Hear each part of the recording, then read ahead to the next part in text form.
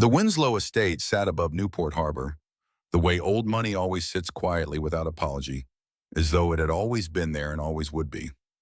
In December, the harbor below turned the color of hammered steel, and the wind off the water carried the kind of cold that reminded a man he was getting older whether he wanted to or not. But tonight, the estate's windows burned gold against all of that darkness. Tonight, there were white roses on every table and candlelight on every surface, and the sound of a string quartet moving through the main hall like warm water filling a room that had been cold for too long. Garrett Winslow stood at the head of his dining table and looked at what 11 months had built. He was 68 years old. He had buried a wife. He had spent 4 years learning how to eat breakfast alone and sleep in a bed that was too large and answer questions at charity galas about how he was doing with the particular smile that meant he was done answering that question. He had built Winslow Group from a regional construction firm into something that touched the infrastructure of 6 states: hospitals, logistics, networks, federal healthcare contracts, 40 years of decisions that had outlasted the men who made them. He had done all of it, and he had done most of it well, and none of it had prepared him for the specific unglamorous work of being alone at 64 when the person who had known him best was suddenly gone. He had not expected to love anyone again. He had not been looking. Then Celeste Harmon had appeared. She stood beside him now in ivory, her dark hair falling over one shoulder, the diamond on her left hand catching the candlelight every time she moved. She had a way of moving through a room that made people watch her without quite knowing they were watching a quality of presence that seemed effortless and was not. Garrett had noticed it the first night they met at a foundation dinner in Providence 11 months ago. He had noticed it every night since. 11 months, long enough to be certain, long enough to stop asking himself whether this was real and simply let it be real. He had told himself that was wisdom, that a man of 68 who had spent 4 years in grief had earned the right to stop questioning a good thing when it arrived. He raised his glass. 30 guests raised theirs. The string quartet shifted into something quieter and more tender, and the evening felt like an arrival, the end of something hard and the beginning of something that might finally be simple. He did not know that the woman beside him had been planning this moment for much longer than 11 months. He did not know that her patience had been a professional quality, not a personal one. He did not know that the plate set before him, the one Edna Pruitt had prepared separately as she always did, with lighter sauce and no black pepper, marked with a small gold flower near the rim, that everyone in the kitchen recognized as his had already been visited. And he did not know that in the kitchen behind the pantry cabinet, a little girl was sitting very still on a step stool with a cloth doll under her arm and a box of colored pencils beside her, and that she had seen everything. He did not know any of that yet. He was still happy. Lily had been in the kitchen since before the guests arrived. She was 8 years old, and she had her mother's eyes and her mother's habit of going quiet when the world got loud around her. She sat on her step stool in the corner near the pantry, feet dangling 2 inches above the floor, a cloth doll tucked under one arm, and her box of colored pencil open on the stool beside her. She had been working on a picture of a horse brown with a white star on its forehead for the better part of an hour, and she was almost finished with the star.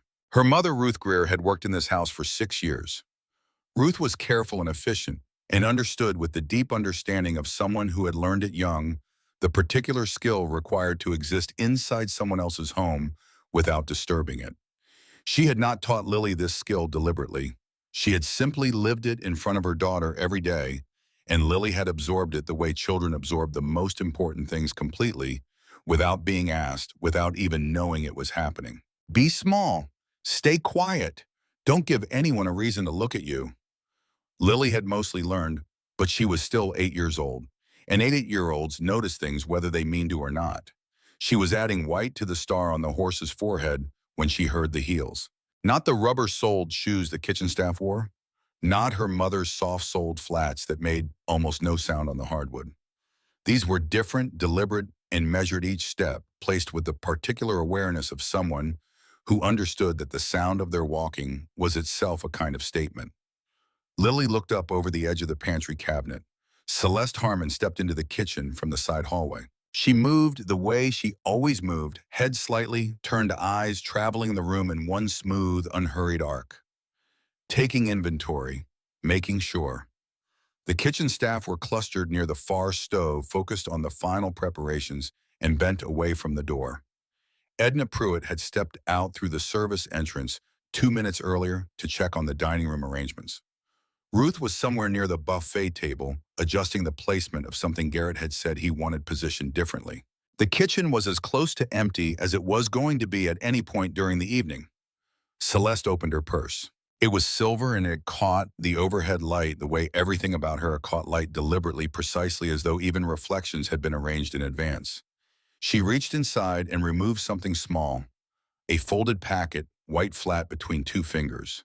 Not a bottle, not a jar, not a container of any kind that would suggest quantity or storage. A single packet, the kind that holds one measured amount of something and is designed to be used once and then disappear. Lily set her colored pencil down without making a sound. Celeste moved to the service counter where the finished plates waited in a careful line. Each one covered with a domed silver lid, except the last two, which were being finished by the kitchen staff across the room. She looked at the line once, then reached for the one set apart from the others, the plate with the small gold flower painted near the rim. Edna's marking system, used for 6 years, understood by everyone who worked in this kitchen. Garrett's dish, prepared separately because he could not eat black pepper and had not been able to for 30 years and saw no reason to apologize for it. Celeste knew which plate was his. She reached for it without hesitation. She opened the packet over the pale cream sauce. A fine white powder fell into the cream and disappeared almost instantly, absorbed into the surface without a mark, without a color change, without any indication that the dish was now something different from what Edna had prepared. Celeste produced a small spoon from her coat pocket and stirred once around, then again, slow enough to be thorough, careful enough to leave no visible trace. Then she folded the empty packet closed and tucked it into her palm, curling her fingers around it. She placed the spoon beneath a folded linen towel on the prep station, pressing it flat out of sight. She closed her purse. 3 seconds passed. Then a soft knock came at the rear service door. 2 quiet raps, the kind designed to carry only a few feet and no further. Celeste crossed the kitchen in the same measured walk and opened the door 2 inches. The man outside stood in the December cold with his collar turned up and his face angled away from the light coming through the gap. He did not step inside. He did not need to. One hand extended through the 2-inch opening. Celeste pressed a white envelope into it. The man spoke. Lily was 12 feet away behind the pantry cabinet, and she caught only a few words across the width of the kitchen. The voice was low and certain, the voice of someone confirming something that has already been decided, not asking about something still in question. Tonight has to work. Celeste said nothing that Lily could hear. The door closed. Celeste stood with her back to the kitchen for a moment, perfectly still, in the way that a person stands when they are checking something internal, running through a sequence, confirming a count, making sure nothing has been forgotten. Then she smoothed the front of her ivory dress with one hand, lifted her chin to its customary angle, and walked back toward the dining room. Her heels clicked the same unhurried rhythm as before. She did not look at the plate with the gold flower rim as she passed it. She did not need to look at it anymore. She did not look toward the pantry cabinet.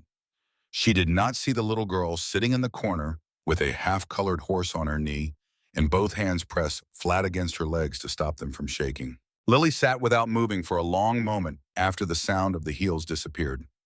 She looked at the plate on the service counter.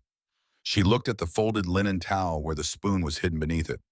She looked at the closed service door and thought about the voice that had come through the 2-inch gap in the envelope that had passed through it. Then she did something that would matter more than she knew. She climbed down from the step stool, set her drawing carefully on the seat, and crossed the kitchen quickly and quietly to the waste bin near the prep station. The folded packet, the one Celeste had tucked into her palm, was not there yet. Celeste had taken it with her. But the linen towel was there, and under it the spoon. Lily did not touch the spoon. She was 8 years old and she did not know exactly what she had seen, but she understood enough to know that the spoon was something the woman had hidden on purpose, and that hidden things should stay where they were found. She looked once more at the plate with the gold flower rim. Then she picked up her doll, tucked it under her arm, and walked out of the kitchen. She did not run yet. Running was for when there was no more time to think. She still had a few seconds, and she used them the way a child uses the last few seconds before a decision becomes irreversible. Not by analyzing what she had seen, but by feeling the full weight of it settle into her chest like a stone dropping into still water. She felt it land, she felt what it meant. Then she ran. Her shoes skidded on the hardwood floor of the dining room. One hand caught the side of her dress so she wouldn't trip. The other pointed straight at the plate being carried toward the table by one of the servers. The plate with the gold flower rim, the one that was going to be set in front of Garrett Winslow. "Don't eat that, sir. Please." She put something in it. The music did not stop immediately, but the room did. Garrett Winslow looked down at the child beside his chair.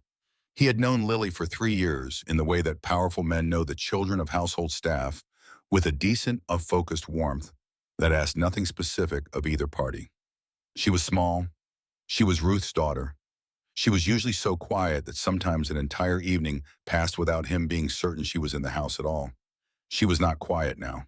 "That food has something bad in it," she said. Her voice shook, but it did not break, and she did not lower it. "You can't eat it. Please, sir, stop." 30 guests held what they were holding and did not move. Forks paused between plate and mouth. Glasses hovered. At the far end of the long table, Eleanor Winslow, 72 years old, Garrett's mother, a woman who had outlasted 2 recessions, 1 hostile acquisition attempt, and a family scandal that would have destroyed a lesser name, and who had never in 7 decades required noise to make her presence felt, set down her water glass with a soft, precise sound and looked at Celeste Harmon. Not at the child, at Celeste. Celeste had risen from her chair. One hand was pressed against her chest. Her eyes had gone precisely beautifully moist at the exact moment the situation called for it. Her voice, when it came, arrived at a volume calibrated to reach every guest at the table without appearing to be aimed at any of them. "Lily, that is a terrible thing to say." Ruth appeared at the service's doorway. Her face had gone the color of old chalk. She crossed the room with the particular walk of someone for whom each step is simultaneously an apology and a prayer, reaching for her daughter's shoulders before she had fully arrived. "Mr. Winslow, Miss Harmon, I am so sorry. She was supposed to stay near the kitchen. She must have misunderstood something she saw. She's a child. "I didn't misunderstand," Lily said. No raised voice, no tears, no performance of any kind. Just a statement offered plainly in the tone of a child who has not yet learned that truth is sometimes insufficient in a room full of people who have decided what they want to believe. The murmur moved through the table like a current, finding the path of least resistance. Someone near the middle said attention-seeking, quietly enough to pretend it was private. Someone else said children do this at big events. Too much stimulation, too much excitement. A man, 3 seats from the head, leaned toward his wife and said the word that landed softest but cut deepest: jealous. Her mother works here. She wanted to be part of it. She wanted to be noticed. Ruth heard every word. Her shoulders did not move. Her eyes stayed down. Lily heard every word too. Her face did not change in the way that faces change when something hurts and the hurt wins. It changed in the other way, the quieter, harder way that faces change when a person decides that being hurt is not going to be the thing that determines what they do next. Garrett leaned forward slightly. He kept his voice measured, and even the voice of a man who has conducted difficult conversations across boardroom tables for 4 decades and believes in giving every claim its fair hearing. "Lily, is it possible you saw one of the kitchen staff adding seasoning to the dish? Salt can look like a powder when the light catches it, or flour maybe." "No, sir." Her voice was steady. "It came from Miss Celeste's purse. She took it out of her purse and put it in your food. And then a man came to the back door, and she gave him an envelope." The murmur shifted in tone. Celeste's composure shifted with it, not into anger, which would have been too readable, but into something more carefully chosen. Sorrow. The specific photogenic sorrow of a woman who has been wronged in the one place and on the one evening when she had every right to expect to be safe. "Garrett," she said, her voice dropping to a register meant for him alone, but pitched to carry. "Surely you're not going to—" "I'm asking a question," he said. The table watched him. Conrad Mabley, Garrett's attorney, was seated 3 places down the table and had spent the last 90 seconds watching the plate with the gold flower rim not the child and not Celeste. Dr. Philip Tate Garrett's physician of 15 years sat directly across and had gone very still in the way that physicians go still when a social situation begins to carry clinical weight. At the far end of the table, Eleanor had not moved and had not looked away from Celeste. Garrett looked at his plate. Then he looked at Lily. She had not moved. She had not reached for her mother's hand or looked at the floor or done any of the things that children do when the weight of a room full of adult doubt begins to press down on them. She was 8 years old and she was standing in the center of 30 people who had collectively decided she was wrong and she had not moved. Something shifted in him. It was quiet, that shift, the kind of internal adjustment that happens before the mind has finished constructing its argument, before the logic has caught up with the knowing. He felt it. He recognized it in the way that a man of 68 who has survived enough to develop some instinct recognizes the feeling of being right about something he wishes he were wrong about. He almost stopped. He almost set the fork down right there. He almost said, "Enough. Let's take a breath. Let's figure out what's actually happening here. Let the evening become whatever the evening was going to become." He could feel the pull of it, thin as wire, running just beneath the surface of everything he had built. In 11 months, the pull toward the right choice. But the wire broke under the weight of 30 guests and Celeste's wounded eyes and 11 months of evenings that had made him feel like a complete person again after 4 years of feeling like half of one. He picked up his fork. The sound Lily made was not a word. It was something quieter and more complete than a word, a single short breath that carried everything she had left to say and knew would not be heard. She grabbed the plate with both hands and pulled it toward her, pressing it against her chest and keeping it level so the sauce would not spill. "He can't eat this," she said. "Please, please, just please don't." The room came apart. Chairs scraped. Two guests stood. Someone's glass hit a neighbor's arm, and water spread across the white tablecloth. Garrett stood and reached for the plate, and Lily turned her small body away, and for a moment that had no business being complicated. A grown man, a child, a ceramic plate. It became something else entirely. His hands found the rim. Her hands were already there, her thin fingers white at the knuckles with the effort of holding on. He looked at her face. She was not performing. She was not seeking anything. She was genuinely, specifically terrified, the kind of terror that belongs only to a person who can see clearly what is about to happen and has run out of ways to prevent it. He took the plate. He took it because the room was watching, because Celeste was watching, because 68 years of building things and being right and being certain had not left any room in him for the possibility that a little girl on a step stool in the corner of his kitchen had seen something he had missed. He set the plate on the table. He looked at Lily, at the empty-handed stillness of her, at the piano pressed against her chest and the chin that had not dropped. Then he looked at Celeste, who pressed one hand over her mouth and said something quiet and relieved that was designed to end the matter. He cut a small piece of fish. He gathered a little of the pale cream sauce. He raised the fork. Lily stood with empty hands and said nothing more. Every argument had been made. Every plea had been refused. Every physical attempt had been overridden by someone larger and more certain than she was. There was nothing left to do but watch. So she watched. She watched Celeste, not Garrett. She watched the ivory dress and the diamond ring and the hand that reached out to touch Garrett's arm at precisely the right moment with precisely the right weight of relief. She watched the eyes that closed at exactly the right second in exactly the right way. And she remembered those eyes in the kitchen. She remembered the way they had moved not toward the plate, not with the look of a woman checking that a meal prepared for someone she loved was going to be right. The way they had moved to the clock on the wall, the way they had settled there patient and calculating for 2 full seconds before Celeste turned and walked back to the dining room. Watching a clock is not the same as watching a man you love. Lily knew the difference. She was 8 years old and she knew the difference. 45 seconds after Garrett ate, he set his fork down. 60 seconds after that, he shifted in his chair and pressed one hand lightly against his abdomen.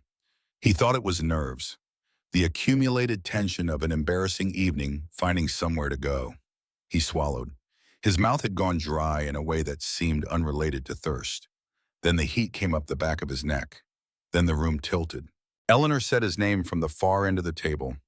Her voice arrived to him the way voices arrive when the body is doing something wrong, present but slightly delayed like sound traveling through water. Garrett gripped the edge of the table. His face had gone the color of old paper. Dr. Tate was already moving around the end of the table, not running, moving with the specific controlled urgency of a physician who has trained himself not to alarm the room while also not wasting a single second. Celeste turned to Garrett with a sound that filled the room. A cry pitched just 1 degree past genuine, designed to announce rather than to reach, to perform an alarm for an audience rather than to express it to a person. She grabbed his shoulder. She looked around the table. She said, "Why is no one helping him?" in the voice of a woman for whom this sequence of events was an emergency she had not anticipated, rather than an outcome she had been watching for. Eleanor did not raise her voice. She never needed to. "Philip," she said, "my son."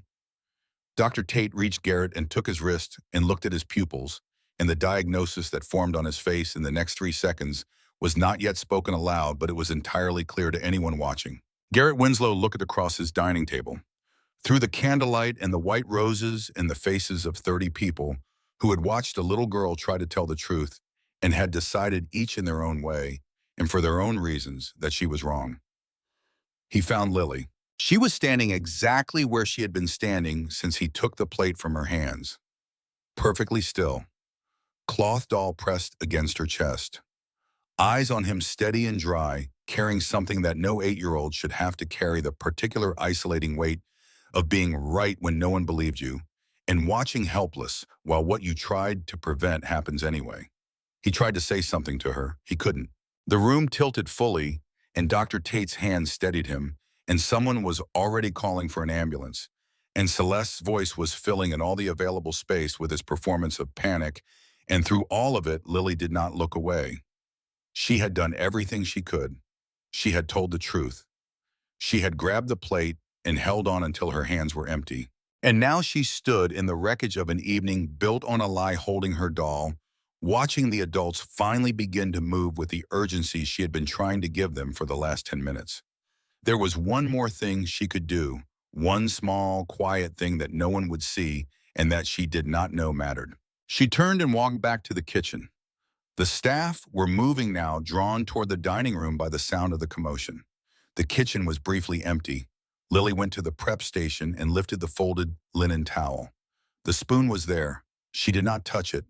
But beside the waste bin on the counter's edge, she saw what she had been looking for, the folded white packet placed there by Celeste. When she returned to the kitchen in the confusion, after the alarm was raised, to retrieve it and then forgotten in the rush of performing distress. Lily picked it up. She wrapped it in a paper napkin from the dispenser on the counter. She opened her colored pencil box and placed the wrapped packet carefully between the yellow pencil and the orange one. She closed the box. Then she went back to the dining room to her mother and did not say anything about what she had done. Outside, the December wind pressed against the gold windows of the Winslow estate, and the night went on in the way nights go on, without mercy, without interest, not caring at all what any of this was costing anyone. The ambulance did not use its siren. That was the detail Lily remembered most clearly afterward, the way the vehicle moved through the iron gates of the Winslow estate in near silence, red lights turning without sound, as though even the emergency had been asked to be discreet. She watched it from the window of the guest room, where Ruth had brought her one hand pressed flat against the cold glass, her cloth doll tucked under the other arm, the colored pencil box sitting on the bed behind her where she had placed it carefully, exactly as she would place something she intended to return to. The guests had gone. Their cars had moved down the private road, one by one, taillights disappearing into the dark, carrying people who would spend the drive home deciding what version of what they had witnessed they were going to tell. The dining room had gone quiet. The plate with the gold flower rim sat untouched beneath the chandelier, exactly where Garrett had set it down before the room tilted, and his hand found the edge of the table, and everything changed. Ruth sat on the edge of the bed behind her daughter and did not speak. There was nothing to say that would make the evening smaller than it was, and Ruth had learned long ago that making things smaller was not always the kindness it appeared to be. So she sat, and Lily stood at the window, and outside the red lights turned and turned until they didn't. Newport General's private wing smelled of antiseptic and heated air. and the particular stillness that expensive hospitals maintain for expensive patients, a stillness that is not the same as quiet because it contains too much held breath. Dr. Philip Tate met the gurney at the entrance and walked beside it through the corridor, one hand braced near the rail giving instructions in the short, efficient language of a man who had been Garrett Winslow's physician for 15 years and had never once before needed to use that language for Garrett Winslow personally. He took one bite, Tate told the intake team. Symptoms presented within 90 seconds of ingestion: abdominal cramping, nausea, disorientation, elevated vascular response. No known food allergies. No prior incidents of this nature. Garrett tried to lift himself from the gurney. I can walk. Eleanor Winslow fell into step on the other side without looking at him. You will do no such thing. He did not argue. The nausea was still moving through him in slow rolling waves, and each wave reminded him with great specificity that he was 68 years old and had just consumed something that had no business being inside a human body. It also reminded him with a clarity that the pain seemed to sharpen, rather than dull, that a little girl had stood in front of him with both hands on that plate, and he had taken it from her and eaten anyway. That memory arrived sharper than anything the compound in the sauce could produce. He suspected it would stay that way for a long time. Conrad Mobley arrived 12 minutes after the ambulance coat, still on briefcase, already open in his lap in the back of the car during the drive over. He had made 3 calls. The first to the head of estate security, with instructions that nothing in the kitchen or dining room was to be moved, touched, or removed by anyone for any reason.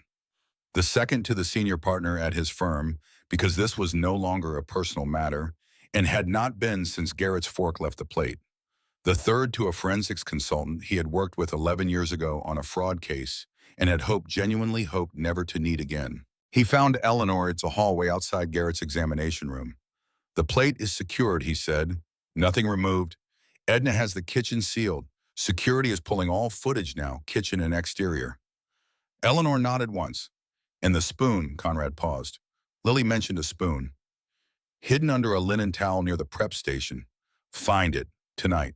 Ruth had not wanted to come to the hospital. She had said so 3 times during the drive, her voice low and directed at no one in particular, the words of a woman who understood that certain rooms were not built for her and had learned to stay outside them. This is family business. We shouldn't be here. We should go home and be out of the way. Eleanor Winslow had heard her from the front hallway of the estate and had turned without hurry and said with the particular authority of a woman who had spent 72 years meaning precisely what she said and nothing beyond it. Your daughter tried to save my son tonight. That makes you family enough to be wherever I am. Ruth had not found an answer to that. So she had come. And Lily had come, colored pencil box in her lap, in the back of the car, doll under her arm, eyes on the passing streetlights. Now they sat in the corner of the private family lounge, leather chairs low lighting a nurse stationed near the doorway, with the careful, upright posture of people who understand that a room has been designed for someone else and are working hard not to take up more of it than necessary. Garrett's younger sister Caroline arrived with her husband 20 minutes after Eleanor. She was 44 with her mother's eyes and her brother's habit of going completely still before she spoke, as though she needed to be certain the words were ready before she committed them to the air. She sat across from Lily and studied the child for a long moment without speaking. Then, you're the one who warned him. Lily nodded. What did you see? Ruth straightened. She's had a very long night, Miss Winslow. She doesn't need to go through it again. Caroline looked at Ruth. I know, I'm sorry. I'm not trying to push. Then back at Lily. You don't have to tell me anything. Lily looked at her doll, then at Caroline. I saw Miss Celeste put white powder in his food. From her purse, she stirred it in with a little spoon. Then a man came to the back door and she gave him an envelope. The man said, tonight has to work. The lounge went quiet in the way rooms go quiet when something has been said that rearranges the air permanently and cannot be unsaid. Conrad, standing near the doorway with his briefcase, was already writing. Inside the examination room, Dr. Tate reviewed the preliminary blood work and felt the specific cold unease of a physician who recognizes a pattern he has been trained to identify and was sincerely hoping he was wrong about. The markers were consistent with ingestion of a foreign compound. Irritants specifically introduced in a quantity that was small but precisely targeted. not a contaminant, not a reaction to something in the food itself, something that had been put into the food with knowledge of what it would do to the specific person who ate it. He sat down in the chair beside Garrett's bed and chose his words the way you choose words when you are about to tell a person something that will divide their life cleanly into before and after. "You're stable," he said. "Heart rhythm is normal. No organ involvement at current exposure levels. You'll be uncomfortable for a while, but you're going to be all right."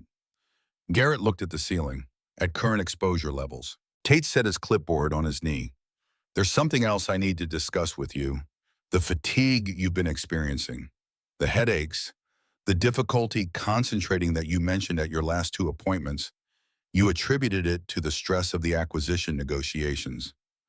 Garrett turned his head. "I attributed it to stress because that's the explanation that made sense." Tate was quiet for a moment.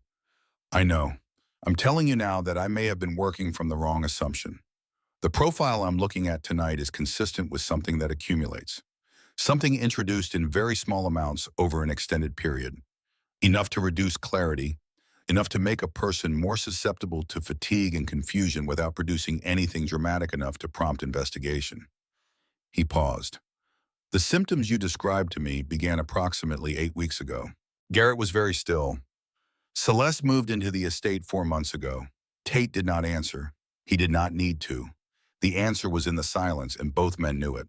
Outside the window, Newport moved in its quiet, late-night rhythm, the distant sound of a boat on the harbor, the low hum of the city that never entirely stopped. Garrett lay in the hospital bed and thought about 8 weeks of mornings when he had been more tired than he should have been.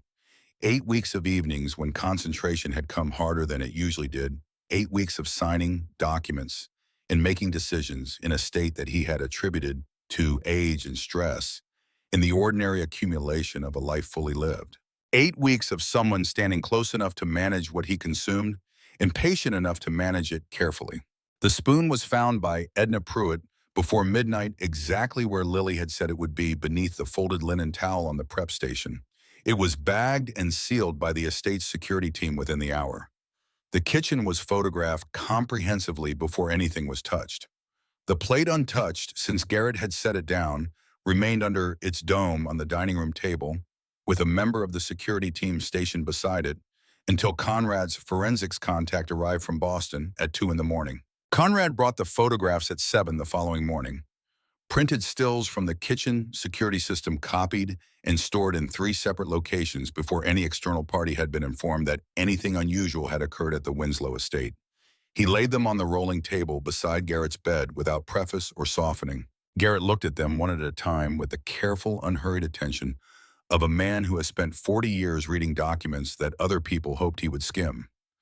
The first photograph showed Celeste entering the kitchen from the side hallway. Her posture was relaxed. Her purse was in her hand. Anyone seeing only this image might see a woman who had come to check on the arrangements for her own engagement dinner, exactly as she had claimed. The second frame showed her hand inside the purse. The third showed the packet between her fingers. The fourth showed the powder disappearing into the cream sauce on the plate with the gold flower rim. It was faint visible only because the overhead light had caught the angle at exactly the right moment, but it was there, and it was unmistakable. And in the lower left corner of the fourth frame, barely visible behind the edge of the pantry cabinet, was the outline of a small child sitting on a step stool with a cloth doll under one arm. The child's face was turned toward the counter where Celeste was standing. She was watching. She had been watching the whole time. Garrett looked at that corner of the photograph for a long time. He had not known she was there. He had not thought to wonder whether anyone was there. It had not occurred to him to consider whether the quiet corner behind the pantry cabinet, where the step stool lived and where Ruth's daughter sometimes sat with her pencils when the kitchen was busy and she had nowhere else to be, might contain a witness. She was right there, he said. Conrad said yes, exactly where she said she was. The fifth photograph showed the spoon. The sixth showed it going under the towel. The seventh showed a man at the rear service door, face angled away, dark jacket, one hand extending to receive the envelope. The image was not perfectly clear, but the posture, the build, the specific angle of the head that kept the face out of frame, all of it was consistent point by point with what Lily had described to a room full of people who had decided she was seeking attention. Garrett set the photographs down. He looked at the harbor through the window, gray and flat in the early morning light, entirely indifferent to everything that had happened on the hill above it the night before. Conrad spoke. "There's more." He opened his briefcase and removed a second folder, this one thicker, its contents the result of the overnight work of 3 people who had not slept. "The documents Celeste accessed in your study last week," Conrad said. "She told Edna she was looking for an old family photograph." He paused. "There are no family photographs in the study." Garrett said nothing. "What the study does contain," Conrad continued, "are the draft contracts for the Federal Healthcare Infrastructure Initiative, the New England Regional Land Agreements, the preliminary charter revisions for the Winslow Children's Foundation, the ones you've been working on to significantly increase the foundation's endowment and expand its scope." Garrett turned from the window. Was anything removed? Conrad's expression remained carefully neutral. "We believe several documents were photographed or scanned rather than physically taken. We're still assessing the full scope, but there is something that requires your attention immediately." He opened the folder to a specific page and placed it on the table. Garrett read it once, then he read it again. His face did not change in the way faces change with sudden anger, the flush, the tightening, the visible heat. It changed in the other way, the slower and colder way, the way a face changes when something very large settles into a person and stays. "The Winslow Children's Foundation," he said. $1.85 million, Conrad said. "Over 6 weeks. Individual transfers small enough to pass beneath the automatic flagging threshold. Routed through a layered structure of accounts that we are still mapping. The transfers began 6 weeks ago." Garrett looked at the number on the page. 6 weeks ago, on an evening when he had been more tired than usual, when the fatigue that Dr. Tate was now calling something other than stress had been heavier than on most evenings. Celeste had placed a document in front of him and explained it in terms that seemed reasonable and asked him to sign it. A temporary oversight authorization for the foundation. He had been tired. She had been standing beside him with a glass of water and a patient, gentle explanation. He had signed it. "That money was for children," he said. The words came out flat and final with no room in them for anything except what they meant. Conrad did not soften it. "Yes." Garrett closed the folder. He sat with his hands flat on the hospital blanket and his eyes on the middle distance and the monitor keeping its quiet, steady count beside him. He thought about the specific children the foundation served. He thought about the programs Winslow Group's legal team had spent the better part of a year designing. He thought about what $1.85 million was supposed to do and what it had been made to do instead. Then he said, "Bring Lily in." Ruth tried to object. She had been trying consistently and with diminishing success to keep her daughter one room removed from all of this since the night before, and Garrett understood the impulse because he understood now what it cost to be the one in the room where truth was being weighed and found insufficient. He waited until Ruth had said what she needed to say. Then he looked at her directly. "What Lily saw matters," he said, "and I want her to know that someone is listening now." The word "now" sat in the room after he said it. It was a small word, and it held a great deal. Ruth looked at her daughter. Lily looked back at her mother and gave a nod that was more considered and more certain than it had any right to be on the face of an 8-year-old. They came into the room together, Ruth's hand on Lily's shoulder, Lily's doll under her arm, and the colored pencil box held against her side. Garrett was sitting up in bed. The IV line was taped to the back of his hand. He looked diminished in the way that strong people look, diminished in hospital beds, not broken, not reduced in any permanent sense, but temporarily brought down to the level of everyone else, like a river running low after a long dry season. He looked at Lily for a moment without speaking. Then he said, "I owe you an apology." Ruth's hand tightened on Lily's shoulder. Lily looked at him steadily with the same direct, assessing look as she had given him across the dining room. The same look that had not wavered when he picked up the fork. "You took the plate back," she said. "Yes," he said it without decoration. "I did, and I'm sorry. That was my mistake. It was not yours." Lily held the apology in front of her for a moment, the way children hold things that cost something to receive, examining it before deciding what to do with it. She did not rush. She did not perform acceptance. Then she said, "Because I'm just the housekeeper's kid." The room went very still. Garrett did not look away. He did not reach for an easier answer. No, he said, because I was afraid of what it would mean if you were right. And I chose what was easier to believe. That is on me, not on you. Lily was quiet for a moment. Then, are you going to be okay? The doctor says yes. She absorbed that with a single nod, filing it away with the particular gravity of someone who has learned that the world does not always keep its promises, but who still considers each promise on its individual merits. Then she said something that made Conrad Mabley stop writing and look up. She wasn't scared when you were sick. She got scared when you said cameras. No one spoke. Eleanor, seated near the window, turned to look at the empty chair beside Garrett's, the chair that had been placed there for Celeste when she arrived and from which Celeste had since been asked to leave. She turned and looked at it and said nothing. Conrad picked up his pen. Garrett looked at the little girl standing at the foot of his hospital bed, shoes still scuffed from running across the dining room floor.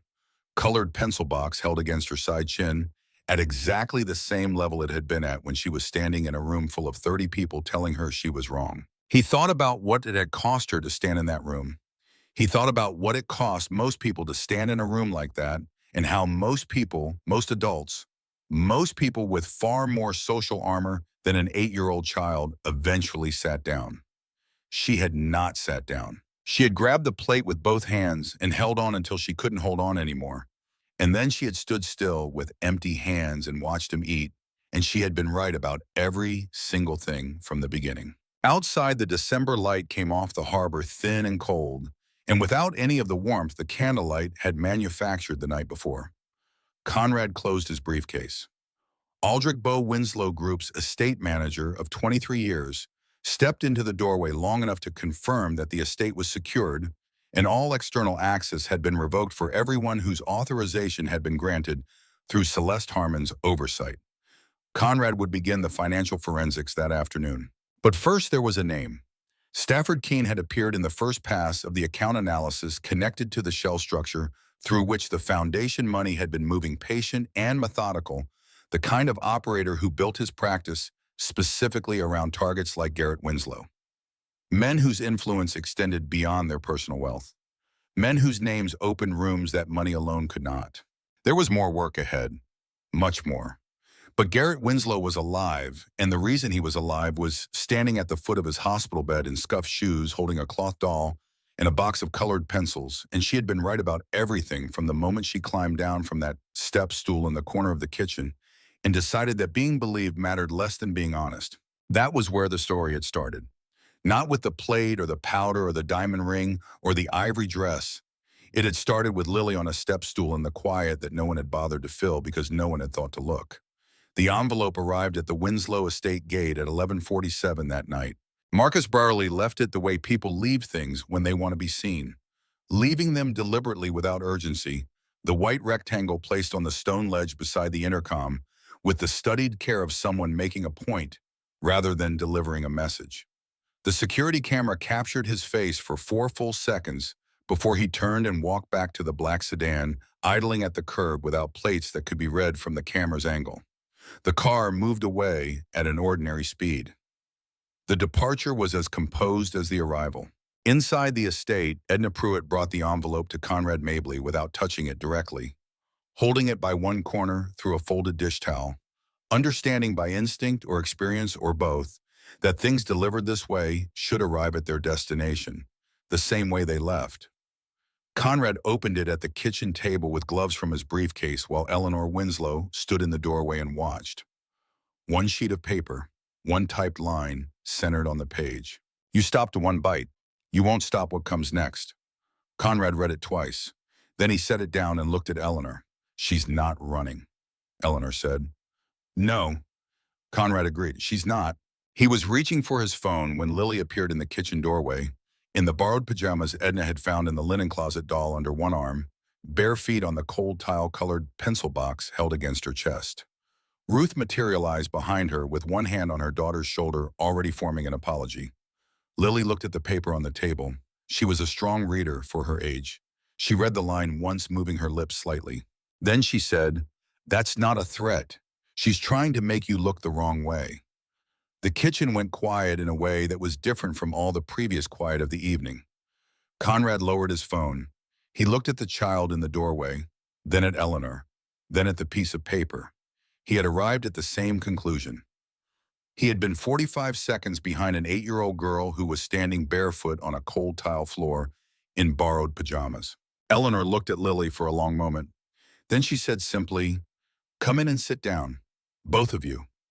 Ruth hesitated. Eleanor did not repeat the invitation. She simply held the doorway open, which was enough. They moved Garrett back to the estate the following morning over Dr. Tate's stated objections and with his reluctant professional release. The estate was more secure than the hospital in every way that now mattered. The security presence had doubled. Every camera had been checked, and where necessary replaced all feeds routed to a secondary monitoring system that had been installed overnight and that Celeste had never known existed. Every access credential associated with her name or granted through her authorization had been revoked before dawn. Garrett walked through the front door under his own power, which he had made clear was not negotiable, and went directly to his study. The desk sat where it had always sat beneath the window that looked out over the winter garden. The same desk, the same window, the same view of the fountain turned off for the season, and the hedges cut back to their winter shapes against the gray December sky. Everything was the same and nothing was the same because now he knew that someone had stood in this room with purposes he had not imagined, had run her hands along his files and read his drafts and photographed the documents that represented 40 years of decisions and relationships and trust that had been built slowly and carefully and was not supposed to be this vulnerable. He stood at the desk for a moment, then he sat down and told Conrad to begin. Stafford Keene had been identified through financial forensics, a partial match on the service door footage combined with transaction signatures that Conrad's forensics contact recognized from 2 previous cases, both of which had collapsed before charges could be filed, because Keene was exceptionally good at being almost findable and never quite there. He was in his early 50s. He had spent 15 years building a specialized practice around a specific type of target, established influential men whose value was not primarily in their liquid assets, but in the access their names and relationships provided. He did not steal money in the conventional sense. He created structures through which influence could be redirected, and he sold access to those structures to people with resources and ambitions that required channels outside the visible economy. "He's not after your money," Conrad said, sitting across the desk. "Not primarily. What Keene sells is leverage. Your contracts with the federal healthcare systems, the infrastructure agreements, the data arrangements, those touch things that people with serious resources want to shape. Celeste was the instrument, the close relationship, the reason you would sign things on evenings when you were not operating at full capacity." Garrett was quiet for a long time. Through the study window, the winter garden was gray and bare, and exactly what it had always been. The fountain was silent. The hedges held their shape. "She moved in 4 months ago," he said. "She started the low-dose exposure 8 weeks ago. She started moving the foundation money 6 weeks ago. Last week she was in this room." Conrad nodded. "The engagement announcement was the threshold," Garrett said. "Once we were publicly engaged, her access to my affairs would have had a legal dimension it doesn't currently have. Certain documents, certain authorizations, they would have been much harder to challenge." Conrad said nothing. The silence was confirmation enough. Garrett turned from the window. "Find Keene, today." They found him in Hartford.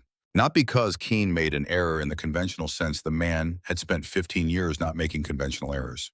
They found him because Conrad's forensics contact traced a financial transfer to a private data facility on the eastern edge of the city, and because the transfer was precisely small enough to seem unremarkable and precisely large enough to confirm that something was being staged. Keene had left one thread visible.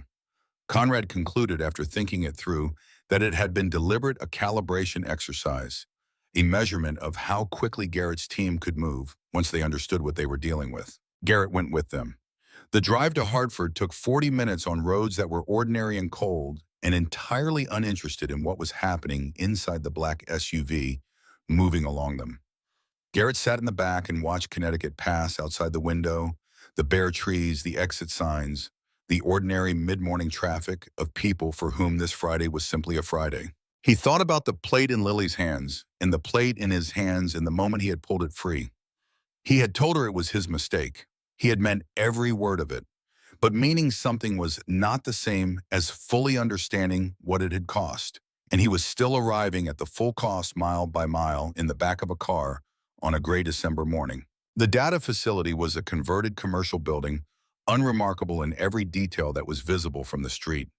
They entered through a side access point Conrad's contact had arranged. Inside, the air was warm and uniformly humming, the sound of servers doing their patient, constant work behind rows of equipment racks blinking in the low light. Stafford Keene was seated at a terminal near the far wall. He turned before they reached him. He had known they were coming. The visible thread had been exactly what Conrad suspected. He was well-dressed in the way of men who understand that clothing is a form of argument.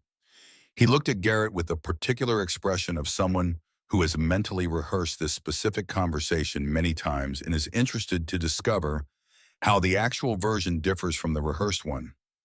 That was faster than I expected, Keene said. Garrett stopped 6 feet away. You left a thread. Keene tilted his head slightly. I wanted to understand how quickly you could move once the situation was clear. He paused. You move quickly. Where is she? Keene considered the question without apparent urgency. Then, she's already in motion. She has been since last night. What is she moving? The documents from your study. She's not selling them, she's positioning them. There's a meaningful difference. He looked at Garrett with something that was almost professional appreciation. She planned for multiple contingencies. If the engagement dinner failed, if you survived, and the situation became what it has become, she moves to the next stage. The documents are distributed to 5 separate destination points. Once the distribution is complete, the leverage doesn't reside with one person anymore.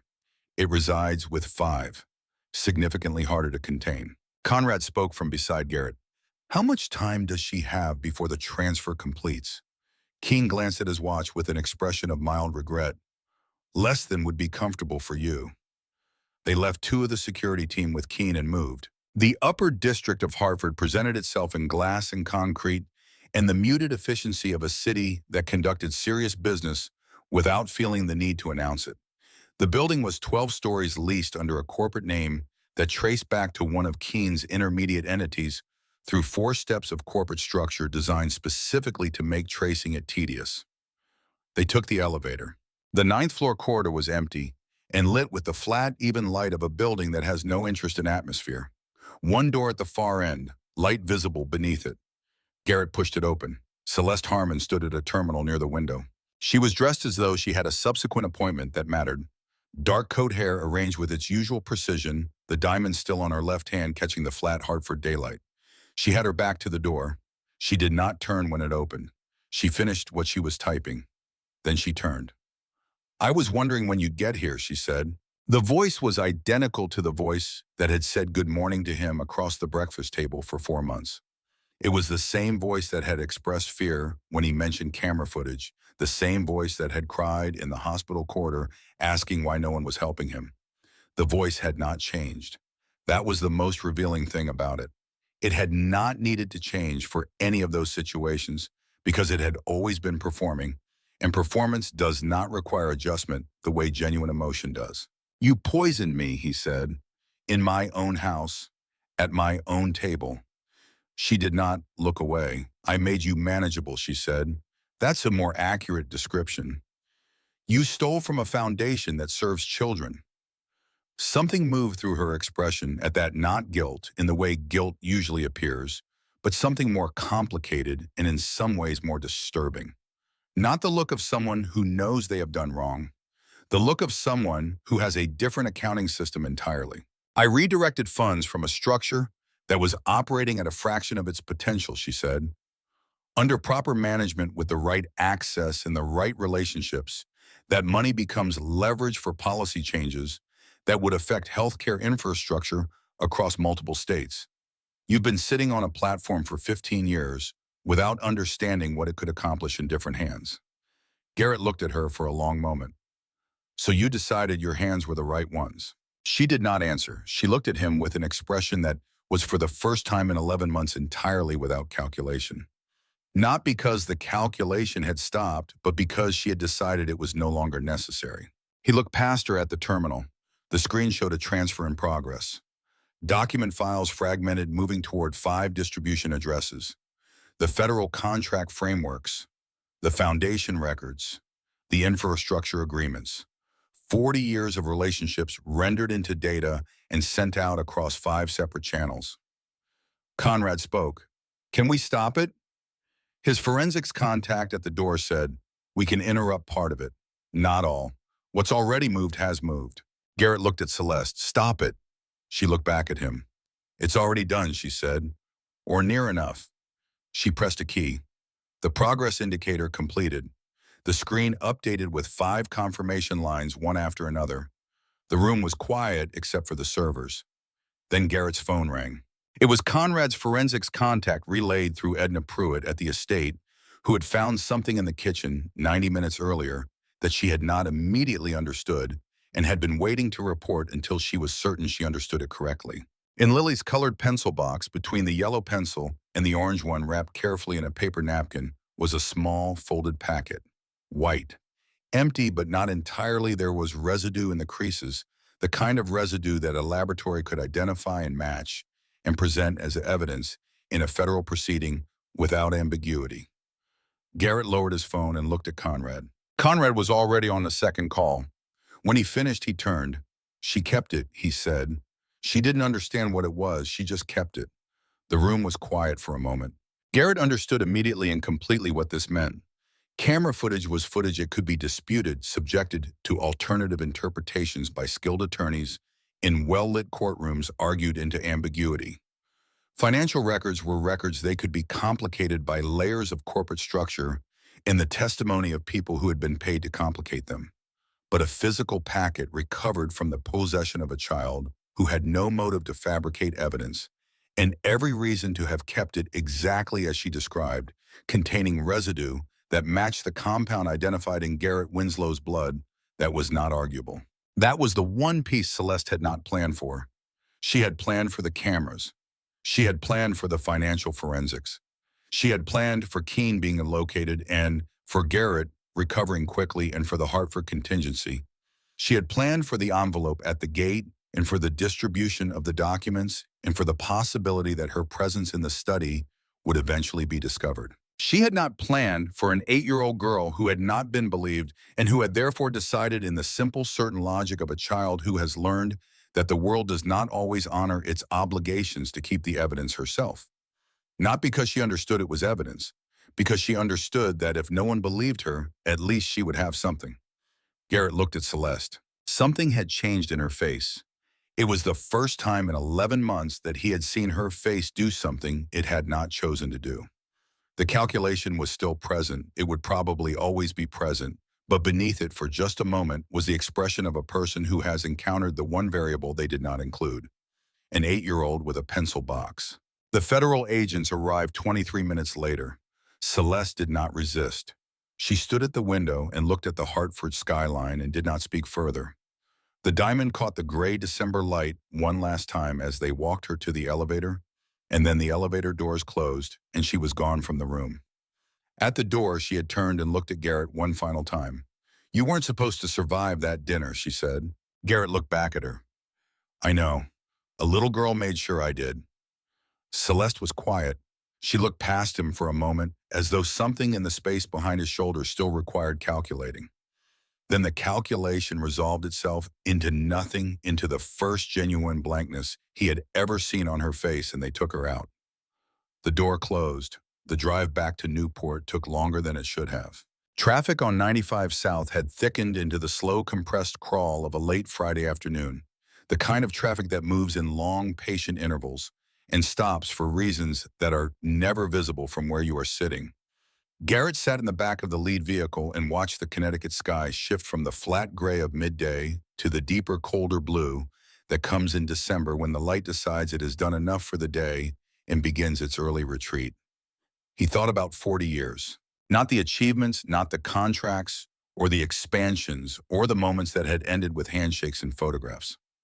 He thought about the specific texture of 40 years of work, the mornings that started before anyone else arrived, The decisions made in rooms with no witnesses that turned out to matter more than the decisions made publicly, the slow and unglamorous accumulation of trust that is the actual substance of a reputation. He had thought somewhere in the middle of all of it that the thing he was most vulnerable to was a competitor who understood the business better than he did, or a legal challenge or a market that shifted without warning. He had not thought it would arrive in an ivory dress at his own engagement dinner. He had not thought the person who would be the difference between one outcome and another would be sitting on a step stool in the corner of his kitchen, coloring a horse with a white star on its forehead, quiet enough that no one considered looking. He turned this over in his mind for the length of the drive home and found no angle from which it became simpler or more comfortable. Conrad called from the second vehicle while they were still on the highway. The federal contacts are moving on the distribution endpoints, he said. 3 of the 5 are already frozen. The other 2, the offshore addresses, are being handled through the emergency provisions of the federal healthcare infrastructure contracts. Your prior agreement with the FBI regarding data security is going to do some useful work tonight. Garrett said, good. The forensics on the packet will be expedited given the medical emergency. We should have confirmation within 48 hours. That plus the camera footage, plus the financial trail, plus Keene's cooperation. He's already indicated he's willing to discuss terms, gives us more than enough for federal charges. How many counts? Conrad paused doing the accounting. 14 minimum. Attempted poisoning, financial fraud, theft from a nonprofit conspiracy, unauthorized access to federal contract materials. The specific charges will take shape over the next several weeks, but the foundation is solid. Garrett looked at the brake lights of the car in front of him. Solid, he said. Good. When he came back to the estate, he did not go to the study.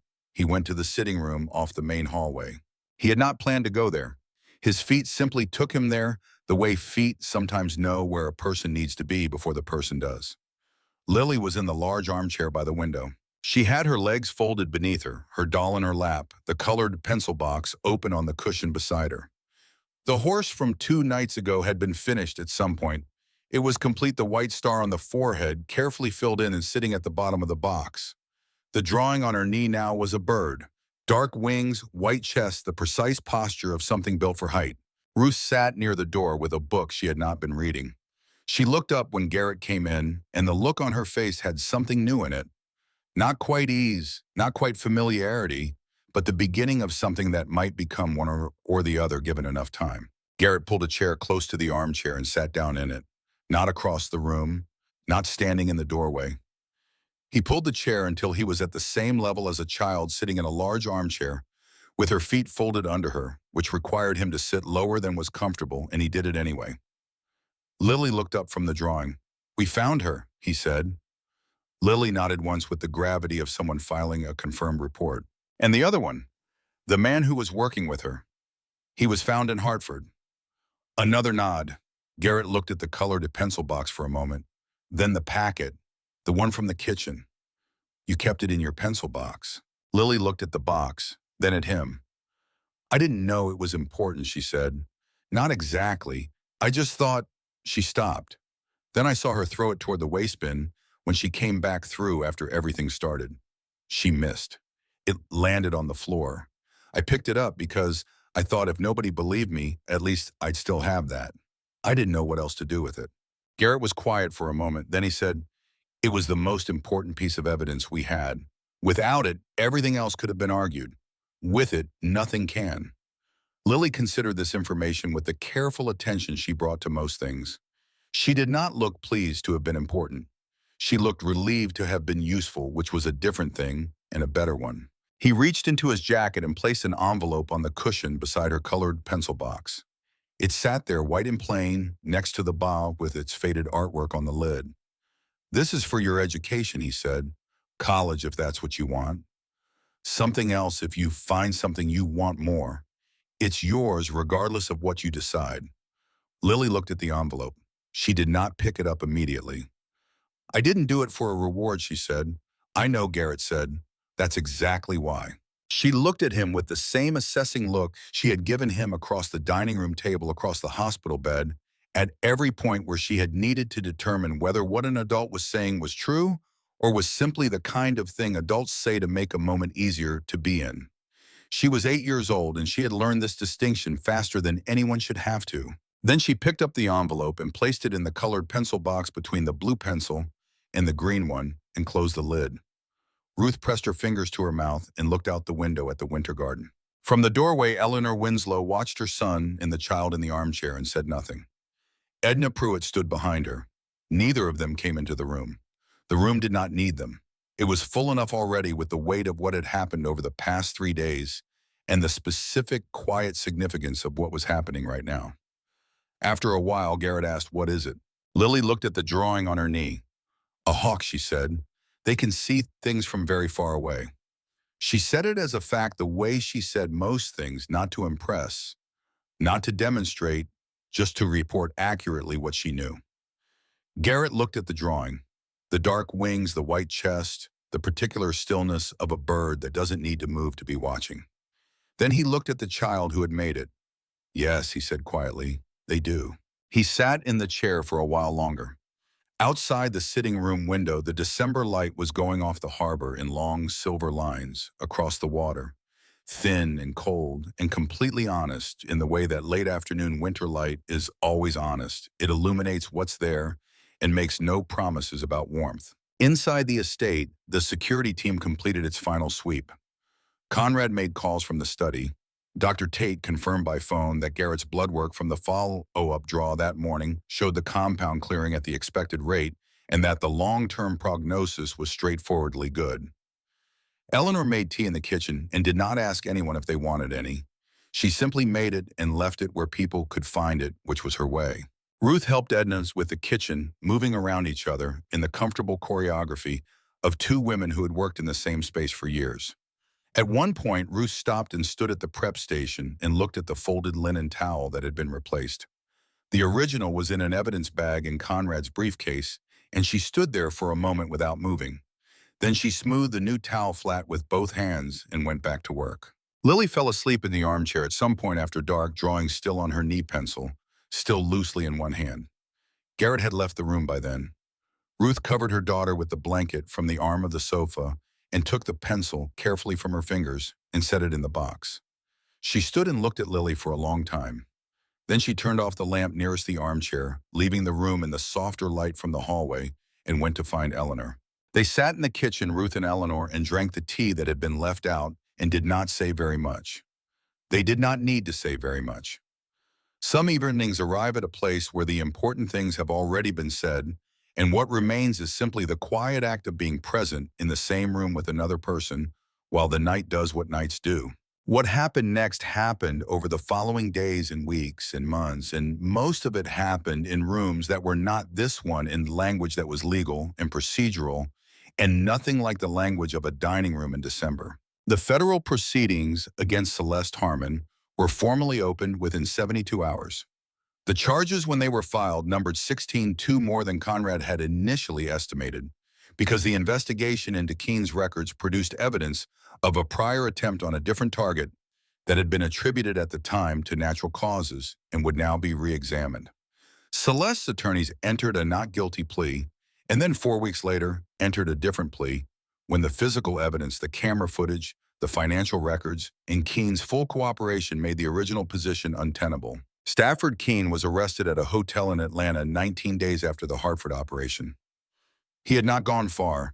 Conrad later said that was characteristic of men like Keene. They believed right up until the moment they were wrong that they were smarter than the people looking for them. Marcus Brierly cooperated from the beginning, which his attorney described as a demonstration of good faith, and federal prosecutors described as what happens when a person realizes very quickly that they are the least important person in a conspiracy and should act accordingly.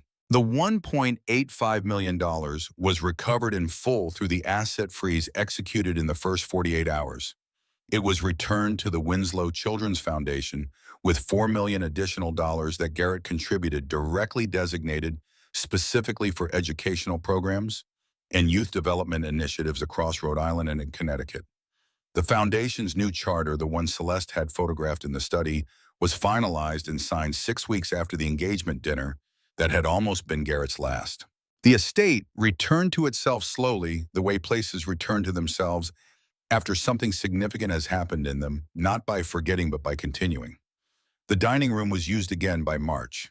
Garrett had the chandelier replaced not because it was damaged, but because he found he preferred the light from a different fixture. The study's security was upgraded to a standard that Conrad called excessive, and Garrett called a reasonable response to demonstrated circumstances. On a morning in early April, when the Winter Garden was beginning to show the first signs of deciding to come back, Edna Pruitt moved a small chair from the storage room off the hallway and placed it beside the kitchen window, the window that looked out over the garden, the one with the view of the harbor past the hedge line and the fountain that was running again quietly in the mild spring air. She did not explain the chair. She did not announce it. She simply placed it there and went back to what she was doing. Ruth understood. Lily understood. Some afternoons, when Ruth's work kept her in the main rooms and the kitchen settled into its midday quiet, Lily sat in the chair by the window with her pencil boss and drew.